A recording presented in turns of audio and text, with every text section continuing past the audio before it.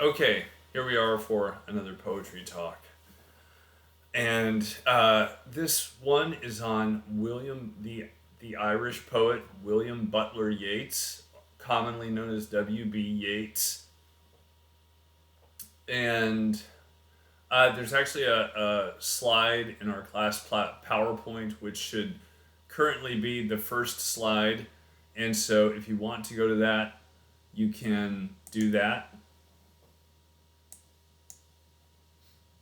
And I'll just there's actually two slides. The first one there is has some pictures of some individuals, right?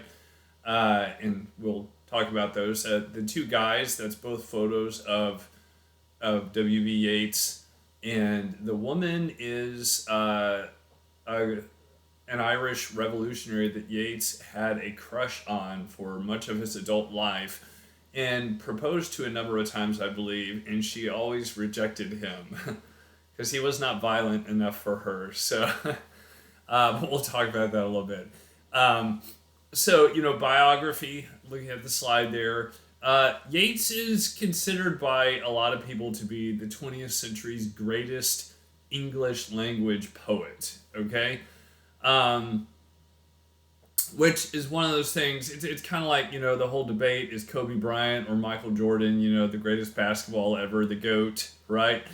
There are people who would debate it, but, a lot of people are like, Yeats is the GOAT of 20th century English poetry. Um, his private mythology helped him come to grips with personal and cultural pain. It's interesting. Ireland just has a long history. The Irish people have a long history of being kicked around, so to speak.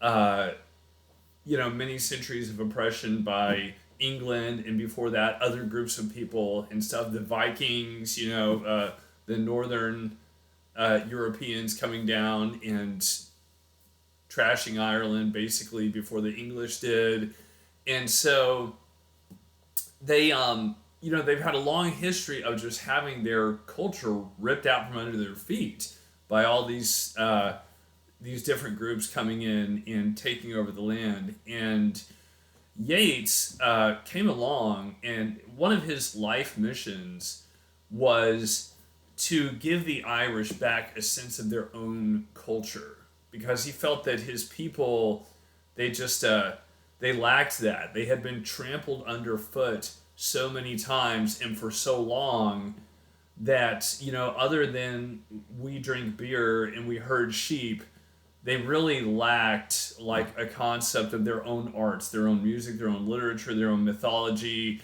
They kind of didn't have those things. And so Yeats sort of made it his life's mission with his poetry, his plays, his essays, his other work, he even reinvented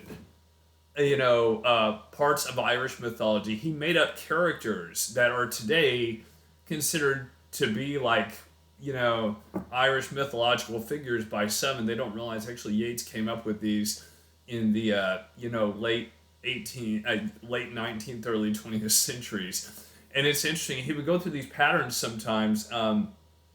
He might, in a poem, he might mention this character, and he would just mention this character like this character was a figure in Irish mythology, or he might mention them like they were a real person when in fact he'd made the person up.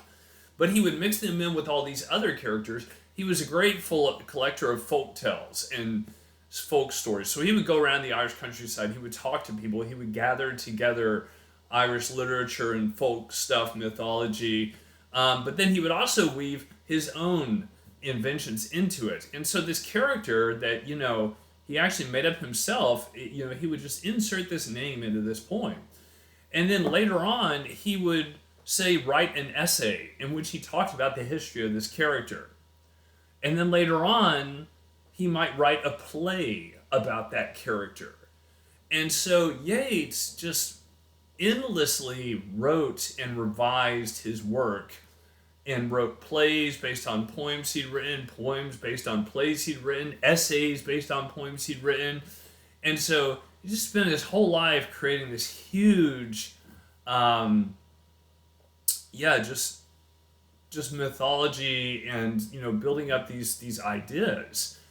And along the way, with again this mission of giving Irish people a sense of pride, both as he tried to dig up their past, their mythology, but also creating and encouraging them to create new stuff.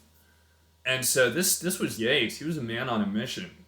Um, he was an Irish nationalist who rejected narrow political perspectives. So of course, when Yeats was alive, that was kind of the heyday.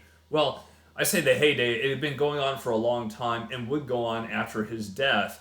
Of just the British, particularly the English oppression of the Irish, right?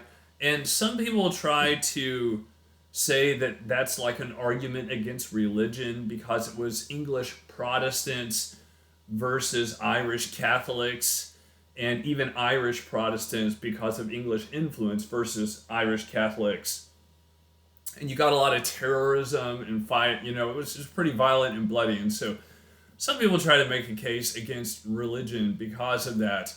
But, I've always argued, I think, religion it was just a tool for really the English desire. They were like, you're this little tiny island, you're over next to us, therefore we have a right to control you and a right to take advantage of you. And wouldn't religious differences, wouldn't that be a nice excuse to, a nice way to justify our control over you, right? Even though, again, Catholicism, Protestantism is like very close in ways, but the differences became a convenient excuse for what conceivably they would have found another way to go about doing, which is, trying to rule with an iron heel the Irish, or with an iron fist the Irish people. Um, so Yeats, he was he wasn't a pacifist, but he also wasn't violent. He was one of these people who you could say rode the fence a bit, but he obviously obsessively cared about Irish culture and the Irish people and giving them a sense of identity. And so, but yeah, he rejected narrow political perspectives. He wasn't all right or all left, or whatever terms you would have used at that time in Ireland. Again, as I said, lifelong infatuation with this woman whose name was Maud Gonne. Maud Gonne. She was an Irish revolutionary. She never returned his love. It was unrequited love, right? Because again, as I said before, he wasn't violent enough for her. You can see in her eyes she's intense. Maybe you could see that in Yeats's eyes. Yeah, maybe, yeah. But okay, wow. Moving on. So, second slide there, which is again William Butler Yeats, 65, 1939, continued, right? Talking a little more about some of Yeats's writings. He used symbolism and metaphors all through his work to express his own personal emotions. His poetic references were a conglomeration of occult, tradition, Irish folklore, history, private experiences. Speaking of the private experience and the personal emotions, Maud Gonne comes into a lot of his poetry as a figure. He writes a lot of poems about this, related to this woman who will not accept his offers in marriage. Often in his poems, when he's talking about her, she's just referred to she or her, and he often repaints her as like an Irish mythological figure and stuff. There's one poem he wrote called "No Second Troy," in which he's like, no wonder she had to wreck my heart. No wonder she had to wreck my life. Helen, in Greek mythology, she had a city to cause the destruction of. Helen caused the destruction of Troy by being the most beautiful woman in the world, and therefore people fought over her, that kind of thing. And Yeats is like, well, of course Maud Gonne had to burn down my heart because there wasn't another Troy for her to destroy, And so, but of course, he doesn't refer to her as Maud Gonne, he refers to her as she, right? And so, yeah, he obsessively brought her up in her poet in his poems. Another poem, he wrote in another poem about how he was like, oh, this woman, she never said yes, but, and she never understood me as a poet. She never got my poetry, right? But in the poem, he develops the concept that, but what if she had gotten it? Since so much of my poetry was written out of my desperation over her not accepting me, if she'd gotten me, if she'd understood me, then maybe I would have stopped writing poetry. So he was like, I guess I owe her for, like stirring me up to write all this poetry, because it wouldn't have happened if I'd gotten what I wanted, which was her, right? Um, so, moving on in those bullet points there, Yeats was fascinated with moments of great historical change. He lived in, frightening times, right? Went through at least one world war, and I'm just curious. I'm going to search here when World War II started. World War II started in 1939. And so Yeats died the year that World War II started. But, he was born the year of the American Civil War. He died in 1939, and there were a lot of Irish people involved in the American Civil War, interestingly enough. But he died in 1939, and so he saw the First World War, and he was just fascinated by historical upheaval, historical change, and that comes into his poetry. It particularly comes into the poem that we're going to look at today. So he also just used idolized beauty to distance himself from the suffering. So sometimes he'd be talking about Maud Gonne, or just talking about whatever he thought was beautiful in life, to try and get away from, try and push suffering away a little bit, because he was Irish, which meant he was suffering. The Irish have had it pretty rough in history. There was kind of famously during the antebellum period in the South, when slavery was going on. There's some French socialist who came to America to kind of like study what all was going on, and he commented that although the plight of Native Americans was awful and the plight of African Americans was awful, he looked at the Irish immigrants and he was like, they've got it the worst of all. And I won't go into that because we're trying to focus on Yeats, but it's been pretty hard to be Irish throughout a lot of history, right? And so Yeats sometimes idolizing beauty, creating these wonderful, beautiful, magnificent pictures of this woman or whatever, to try and kind of distance himself a little bit from the personal suffering he experienced emotionally, psychologically, and which was of course connected to what his nation, his people were going through, right? His countrymen. There's a quote in our textbook, page 1135, which I've got up there on the screen. It says, Yeats' poems are full of passionate feelings, erotic desire, and disappointment, delight in beauty, horror at civil war and anarchy, dismay at degradation and change. So hopefully I've explained a little bit already kind of what that quote means some. But I've got a couple of links down there, at the bottom, which if you wanted to read those poems in your own time, The Lake Isle of Innisfree, and He Wishes for the Cloths of Heaven, they both kind of like point to themes we've been talking about, like Yeats idealizing beauty to kind of distance himself from suffering, create a little bit of a psychological barrier there sometimes, and also just his fascination with this lady Maud Gonne, right? So you can look at those poems on your own if you want to. There's a couple of links there on the screen, but those are titled The Lake Isle of Innisfree and He Wishes for the Cloths of Heaven. The Lake Isle of Innisfree and He Wishes for the Cloths of Heaven. All right, so let's look at the poem that we are looking at today. So I've got a link there in the like at the start above the comments section, and I'll go ahead and pull that poem up. And this poem,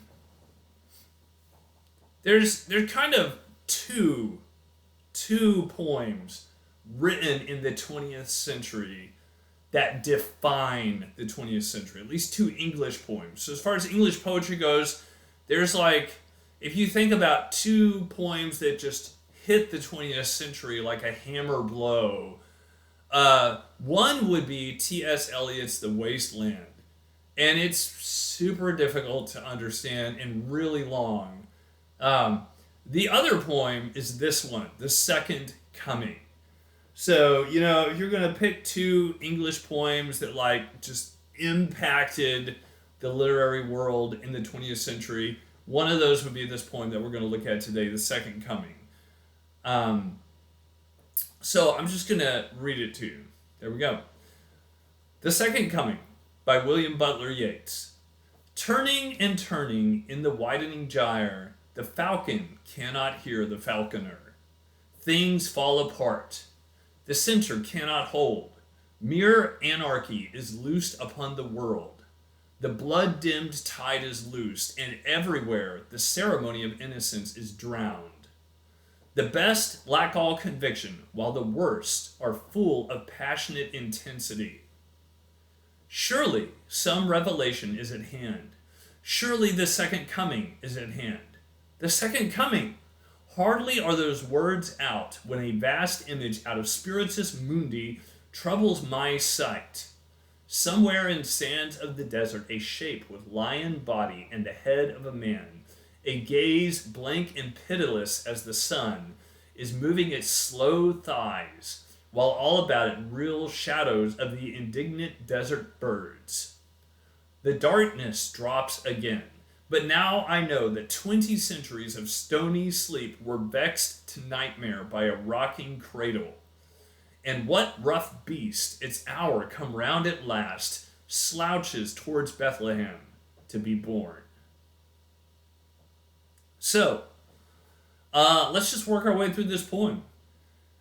A couple of things. One more thing about Yeats, as we go into this poem, is one reason people call him the GOAT, right, is just his influence on popular culture. And one way you see that influence is in how many books, plays, songs, movies, etc. have referenced Yeats's writing. I think of the movie No Country for Old Men.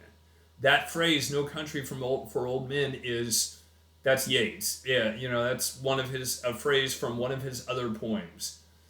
Probably the most well-known African novel, Things Fall Apart, that title is taken from this poem. And so people just constantly reference Yeats for their own work, bringing in phrases and stuff into their own work. Sort of a 20th century Shakespeare, although not nearly on the level that Shakespeare works his way through our culture, right? But so to look at this poem, turning and turning in the widening gyre. So it's like there's like a tornado, a gyre, a tornado, right? And the tornado is getting wider and wider. Maybe it's sort of becoming more of a hurricane than a tornado. So it's becoming more and more destructive and encompassing and dangerous. And caught in it, a falcon is going around in circles, right? And if you think back to like the medieval ages, people would hunt with falcons, right? And they would send them up. And then, the falconer, who is the person who has the falcon, would call for it and it would come back, right? But he's like, the falcon is spinning around in the hurricane, and the falcon can't hear the falconer because it's caught up in this storm. Things fall apart. And so maybe the falcon is like a symbol of Western civilization, of our sense of our culture's sense of right and wrong and everything else, right? This falcon is just caught up and it can't hear. It's caught in this storm, right? Things fall apart. The center cannot hold, It's like trying to stay contained, trying to hold on to things, this falcon trying to keep its sense of, wholeness, completeness, but the storm is just, pulling at it, right? Things the center cannot hold. Mere anarchy is loosed upon the world, right? Anarchy, which is, let me just, let me consult a little dictionary here for what anarchy means. Anarchy is a state of disorder due to absence or non-recognition of authority or other controlling systems. So basically, anarchy is when nobody respects governments or any form of control over society, and in fact, they're fighting against governments or control in society, right? And so, in other words, chaos, right? And so Yeats is like anarchy is has cut loose on the world. The blood-dimmed tide is loose. There's a tide of blood coming. Or this poem was written in between shortly after World War One, I think, when again it kind of everybody was in despair. They were like, how could this have happened? We thought humankind was evolving or something, and then we find out at a point where we think we're heightened, where we think we've developed, we find out what we're capable of. And so World War One has happened, and Yeats is the blood-dimmed tide is loose. Everywhere innocence is drowned, which when I think of innocence, I think of children. I think of in the early chapters of, I think, the Gospel of Luke in the Bible, where Herod sends his soldiers to kill all the children, trying to kill the baby, trying to kill Jesus, right? But yeah, the ceremony of innocence is drowned. The best lack all conviction. Famous lines. Well, a lot of these are. But the best lack all conviction, while the worst are full of passionate intensity. Yeats is the best people, the people who really love their neighbor and stuff, or, want to do good, they lack all conviction. They just can't get serious about it. They can't get stirred up about it, right? So the best people, they don't have strong feelings about doing what's right. While the worst people, the people who just want to burn and destroy, they're full of passion.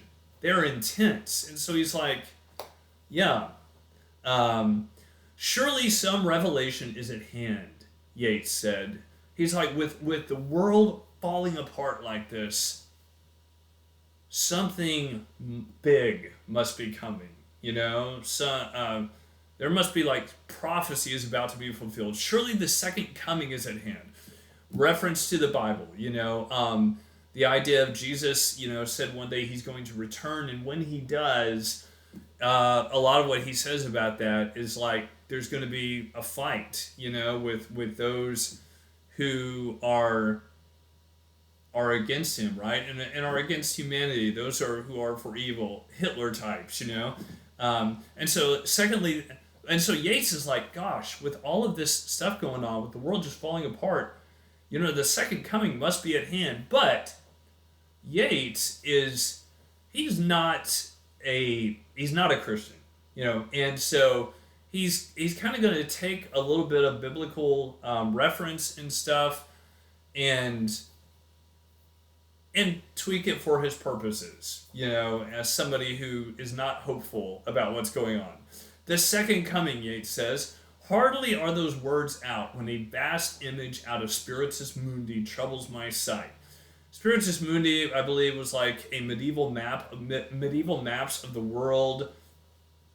And so, Yeats is boy, I didn't hardly think of the second coming before I see this image. I've got a vision. Yeats is I see a vision, and this image that's off of a medieval map or something is coming towards me, and it's troubling my sight. Somewhere in sands of the desert, a shape with a lion body and the head of a man, a gaze blank and pitiless as the sun is moving its slow thighs. So Yeats is I'm having this vision of this giant creature, which, if you know your Egyptian mythology at all, shaped with a lion body and the head of a man, that's the Sphinx. which the Sphinx, is famously connected to the riddle of the Sphinx, which people have been wondering ever since, archaeologists like went to Egypt and saw it. What did it mean? What does the Sphinx mean? It's the riddle of the Sphinx, right? And so Yeats is like, I see this giant Sphinx crawling through the desert. Um,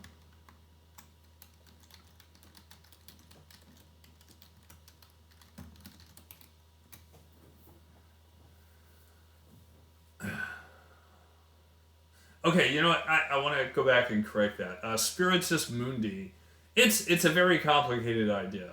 Um, but it literally means world spirit.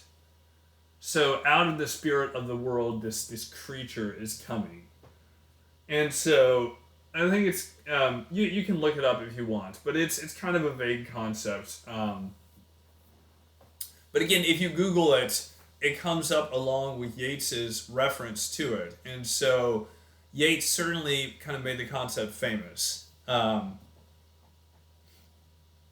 it's like the world spirit, the universal spirits, and out of all this, coming towards him is this creature, the Sphinx. Okay, and so as we go back and go back to the poem here, yeah, we're in the second section.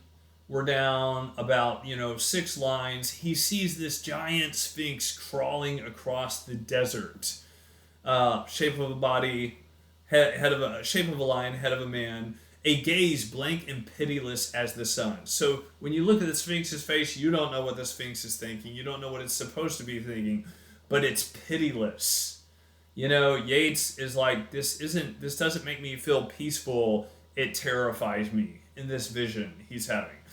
Is moving its slow thighs, slowly crawling along, while all about it real shadows of the indignant desert birds.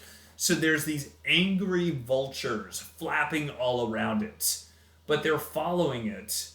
They don't leave it behind because one, birds just like they flap around strange things, but also they're following it because, this thing is going to cause trouble wherever it goes, and then the vultures get to eat, right?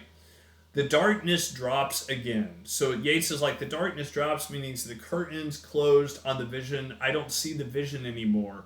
But now I know that 20 centuries of stony sleep were vexed to nightmare by a rocking cradle. 20 centuries, meaning, it's basically been about 20 centuries since the life of Jesus, since the birth of Jesus, right? Because traditionally Western calendars, that's the date they're fixed on. Like 1 AD is the birth of Jesus. Birth of Jesus as the turning point in world history, right? According to Western calendars. And so, so Yeats says that 20 centuries of stony sleep, meaning this whole time since the first coming, were vexed to nightmare by a rocking cradle. And so he's just got this sense, something new, something evil has been born, and what rough this vision he saw, this thing, and what rough beast, its hour come around at last, slouches towards Bethlehem to be born.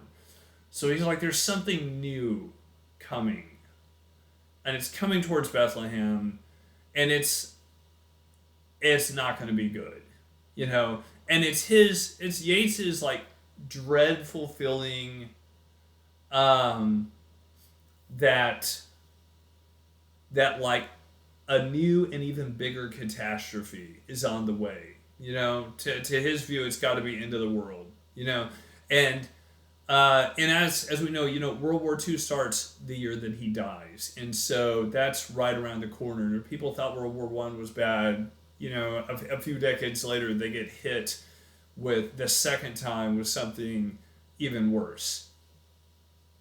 So, cheerful subject, but yeah, this is one of those poems. Who knows how many countless people have memorized this, but certainly it makes its way throughout Western culture and other cultures. Like I said, that that African novel, Things Fall Apart, which he borrowed the title from the poem. All right, talk to you later.